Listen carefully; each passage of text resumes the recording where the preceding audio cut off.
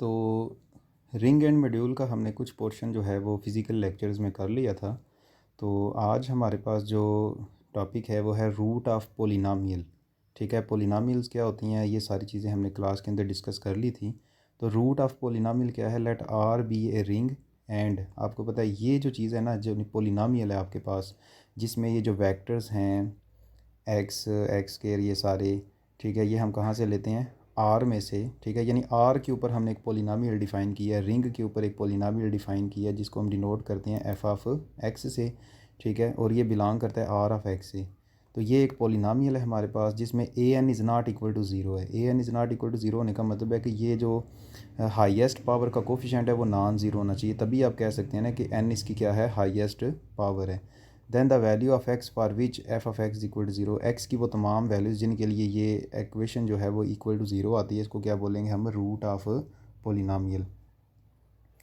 Question ये है कि let F be a field, ठीक है, a non zero polynomial of degree n greater or equal to zero, यानी एन ज़ीरो भी हो सकता है और greater than or equal to zero non zero है। ठीक है, नॉन ज़ीरो का मतलब है कि ज़ीरो नहीं हो सकता ना, यहाँ पे मिस्टेक है, डिग्री इसकी क्या होगी, greater or equal to zero, greater than zero होगी।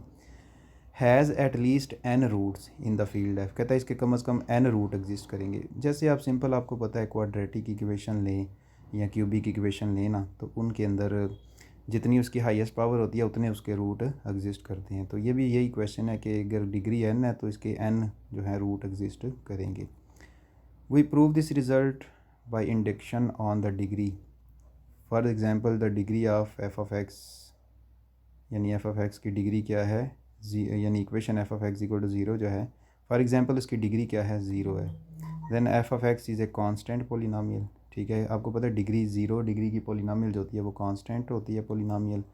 ठीक है, और सी हैज़ नो रूट्स, अगर ज़ीरो डिग्री हमने रखी है तो वो कांस्टेंट है, उसका रूट कोई भी एग्जिस्ट नहीं करेगा। इसका मतलब ज़ीरो डिग्री है तो ज़ीरो रूट है, एन की वैल्यू ज़ीरो है तो एन ज़ीरो ही हमारे पास रूट है। तो it is true for N is equal to zero. Now suppose the result is true for polynomial N minus one. आपको पता है इंडक्शन मेथड में हम क्या करते हैं कि एन के लिए हम, यानी वन के लिए हम कोई बात शो करते हैं या ज़ीरो के लिए शो करते हैं, एन के लिए हम सपोज़ करते हैं या एन माइनस वन के लिए सपोज़ करते हैं कि ये बात होल्ड कर रही है, और उससे अगले नंबर यानी कि एन या एन प्लस वन के लिए शो कर देते हैं कि ये बात होल्ड कर रही है। देन हम कहते हैं कि फॉर ऑल एन के लिए ये बात होल्ड करती है। तो सपोज़ कर लें कि डिग्री एन माइनस वन के लिए बात होल्ड करती है। हमने क्या शो करना है कि ये जो रिज़ल्ट है ना ये ट्रू है फॉर डिग्री एन के लिए। Suppose F of X is a degree of polynomial N and R is the root of F of X. ठीक है, यानी फील्ड के अंदर सपोज करने के कहने के डिग्री की पोलिनोमियल है और आर उसका क्या है, रूट है। ठीक है, देन कहता है कि हम एफ ऑफ एक्स को ना इस तरह से लिख सकते हैं ना, ठीक है, एफ ऑफ एक्स को हम लिख सकते हैं F of x equal to x minus R, यानी एक हमने पोलिनोमियल कंसीडर की है कि एफ ऑफ एक्स के बारे में हमने बताया कि ये कितने डिग्री की पोलिनोमियल है, ये हमारे पास एन डिग्री की पोलिनोमियल है। यानी हमने क्या सपोज किया, F of X is a polynomial of degree N और आर उसका क्या है, रूट है। तो अगर हम ये इक्वेशन कंसीडर करें ना, यानी हम कंसीडर करें पोलिनोमियल, तो उसमें आप देख सकते हैं क्यू ऑफ एक्स की डिग्री क्या है, एन माइनस वन, और साथ में एक और फैक्टर है एक्स माइनस आर, ये भी एक पोलिनोमियल का ही फैक्टर है। तो अगर ये आपस में मल्टीप्लाई हो जाएंगे तो डिग्री कितनी हो जाएगी, एन हो जाएगी। इसकी डिग्री एन माइनस वन है, इसकी डिग्री वन है, तो जब इकट्ठा करेंगे मल्टीप्लाई करेंगे तो आपके पास डिग्री कितनी हो जाएगी, एन हो जाएगी। और इस इक्वेशन में आर इसका रूट भी है। ठीक है, यानी यहाँ पे अगर आर पुट करो ना तो इस इक्वेशन को सेटिस्फाई कर रहा है। ठीक है, if there is another root S of F, यानी हमारे पास अगर हमारे पास कोई, हम सपोज कर लेते हैं कि एस भी एग्जिस्ट कर रहा है इसका रूट, तो हमें पता है F of S is equal to क्या हो जाएगा, ज़ीरो हो जाएगा। यानी F of S equal to zero, इस सारी इक्वेशन में एस लगा दो, इधर भी एस लगाओ, इधर भी एस लगाओ, इधर भी एस लगा दो, तो ये किसके इक्वल आ जाएगा, ज़ीरो के इक्वल। सिंस कहता है दो एस और आर दो डिफरेंट हमने लिए थे, हमने कहा था कि ये एस भी एक रूट है और आर जो है वो भी क्या है, एक रूट है, आर भी रूट है, एस भी रूट है, दो डिफरेंट रूट लिए थे। तो इसका मतलब ये दोनों आपस में डिफरेंट हैं, तो दोनों का जो डिफरेंस होगा वो नॉट इक्वल टू ज़ीरो होगा। दो नॉन ज़ीरो डिस्टिंक्ट नंबर हम लें ना तो उनका डिफरेंस जो है वो भी ज़ीरो के इक्वल नहीं होता, वो डिस्टिंक्ट होगा। F is a and F is a field so there यानी बात सुने, आपके पास कोई दो चीज़ों का प्रोडक्ट जो है वो ज़ीरो हो रहा है, इनमें से मस्ट कोई एक जो है वो ज़ीरो है, या तो ये ज़ीरो है या ये ज़ीरो है। इसके बारे में हमें पता चल गया कि ये ज़ीरो नहीं है, इसका मतलब क्यू ऑफ एस जो है वो क्या हो गया है, ज़ीरो हो गया। क्यू ऑफ एस अगर ज़ीरो है तो एस जो है फिर वो रूट है किसका, क्यू ऑफ एक्स का, इधर एक्स आता है, ठीक है ना। अगर क्यू ऑफ एस ज़ीरो है तो S is a root of Q of यहाँ पे आपके पास आएगा एक्स, ठीक है ना। ये क्यू ऑफ एस है हमारे पास, ठीक है। Any other root of F of X is also root of Q of x, यानी हमने यहाँ पे ये बात देखी है कि अगर कोई और रूट है ना जो किसका, एफ ऑफ एक्स का, अगर कोई और रूट हम लेते हैं ना तो वो असल में रूट बन जाता है किसका, क्यू ऑफ एस एक्स का, ठीक है। तो इसका मतलब ये हो गया कि सिंस एफ ऑफ एक्स भी तो इन्हीं के फैक्टर्स में आ रहा है, क्यू ऑफ एक्स के लिए हमने फॉर एग्जांपल यहाँ पे क्वेश्चन समझने वाला है, बात समझने वाली है कि क्यू ऑफ एक्स जो है वो हमने पता है n-1 के लिए ये बात होल्ड करती है, यानी इसके n-1 रूट एग्जिस्ट करेंगे।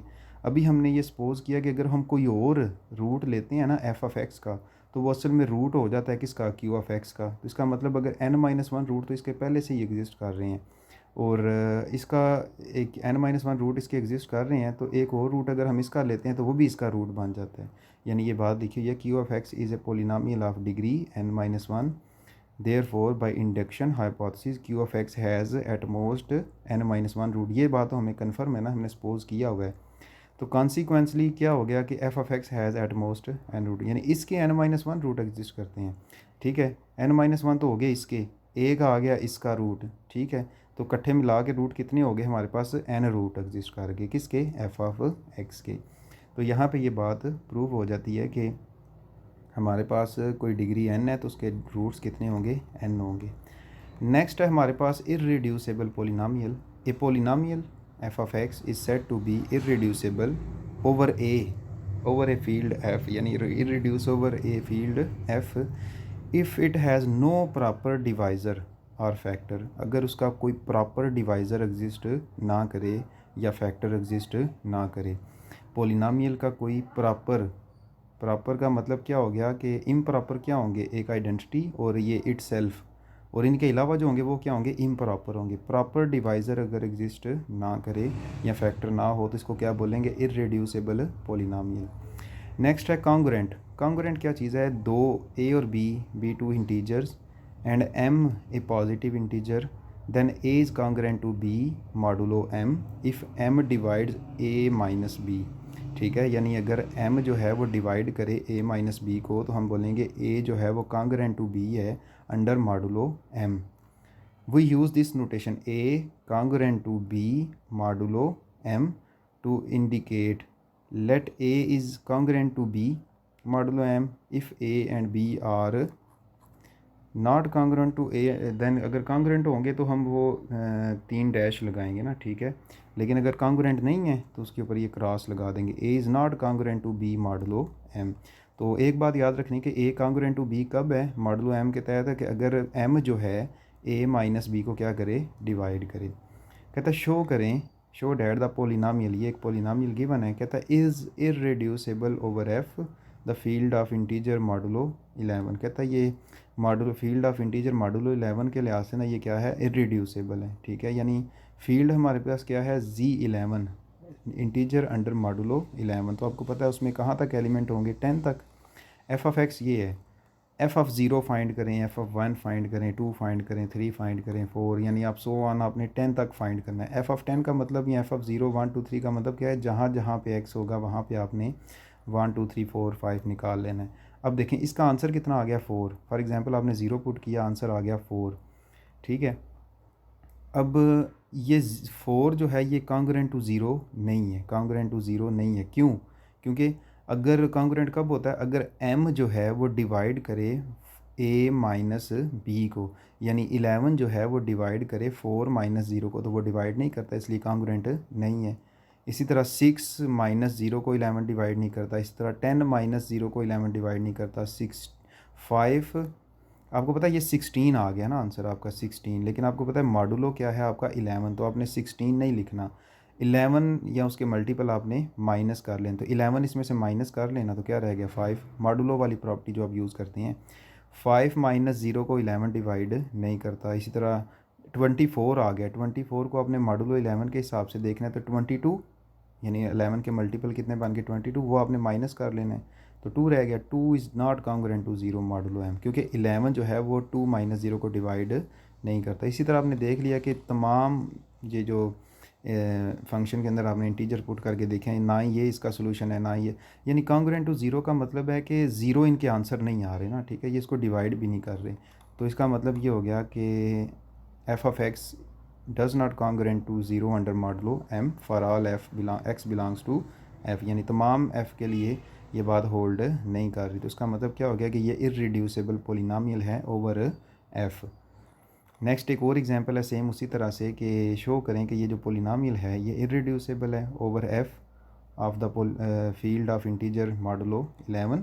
तो आप देख सकते हैं उसी तरह मॉडुलो 11 के तहत एक और हमने पोलिनोमियल लिया, तो वो उसी तरह से ही 1 is not congruent to 0 under modulo 11। तो आपने आंसर निकाल दें सारे, और आप देखेंगे कि ये उस 11 जैसे फॉर एग्जांपल ये देखें, ये आंसर आया 101, आपने 11 के मल्टीपल इसमें से माइनस कर लेने हैं। 11 के मल्टीपल क्या बनेंगे इसमें से आपके पास बनेंगे वो सारे मल्टीपल आपने माइनस कर लेने हैं।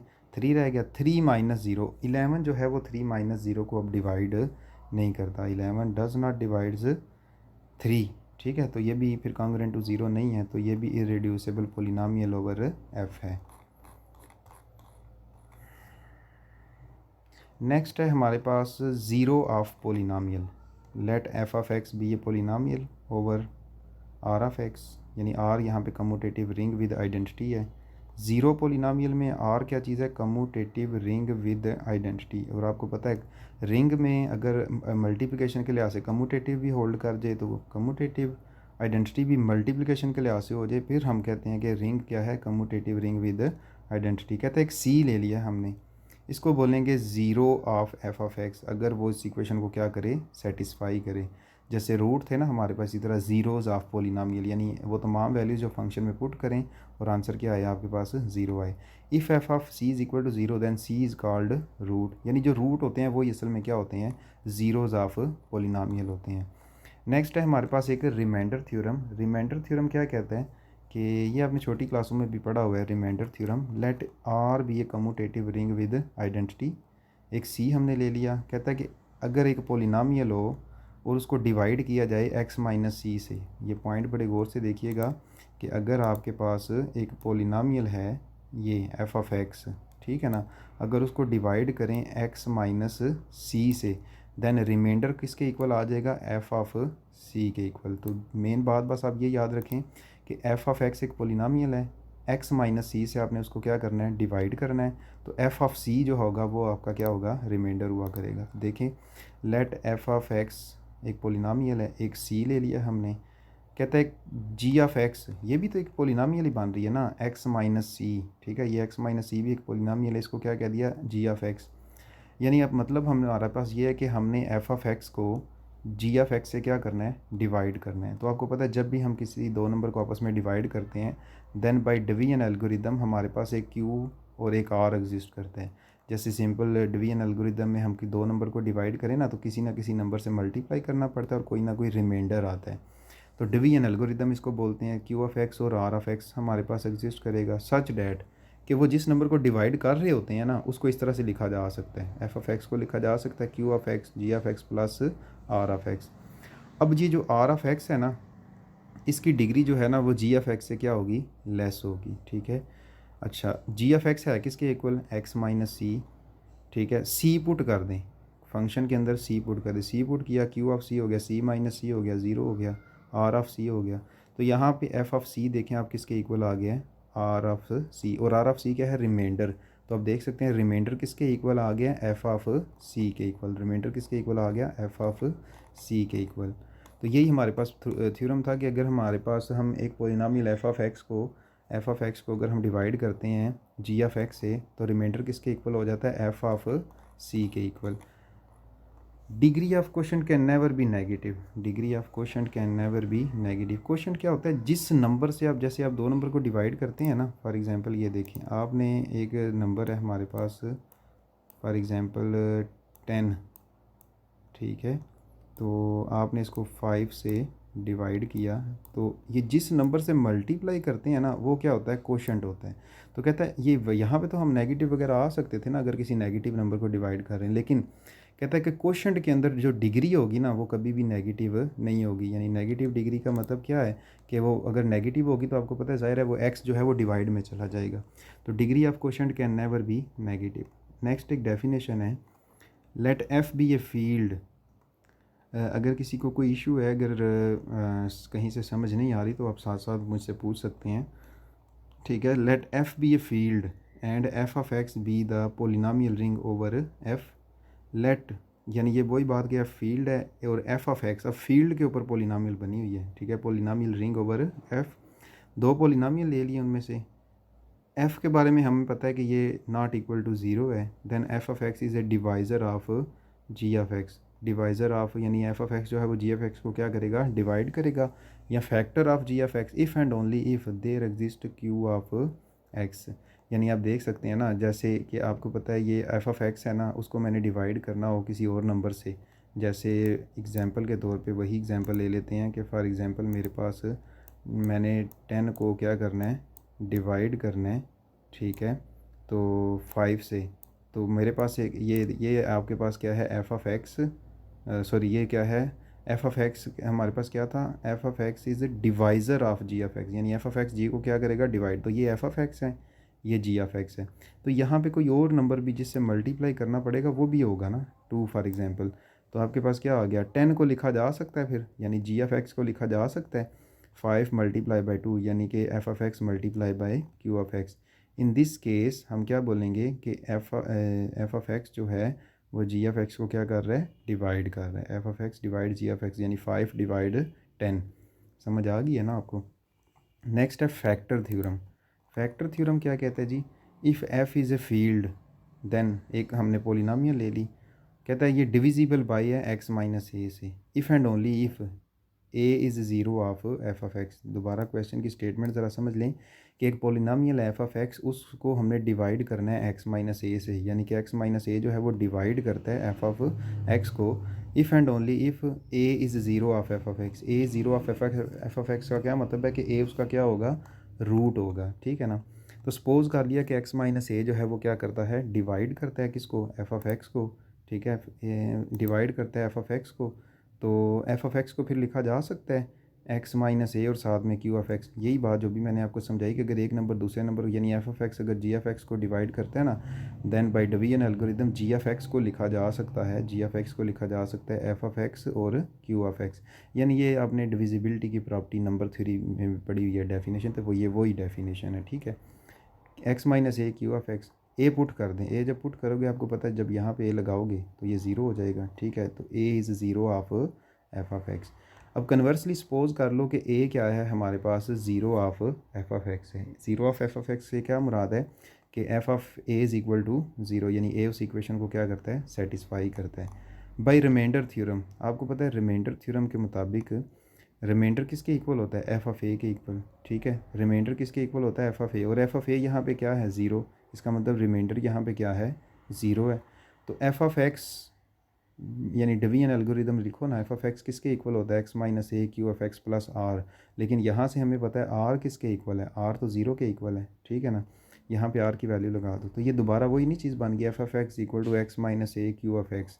तो F of x x minus A Q of x, जब ये लिखा हुआ था तो हमने उसकी जगह पे ये लिख लिया था, और अब अगर ये लिखा हुआ है तो उसकी जगह पे आप x minus A divides F of x भी लिख सकते हैं। तो इसका मतलब ये हो गया कि एक्स माइनस ए जो है वो डिवाइड करता है किसको, एफ ऑफ एक्स को। तो ये हमारे पास फैक्टर थ्योरम है, इसका मतलब ये उसका क्या है, या डिवाइज़र है या फिर क्या है, फैक्टर है।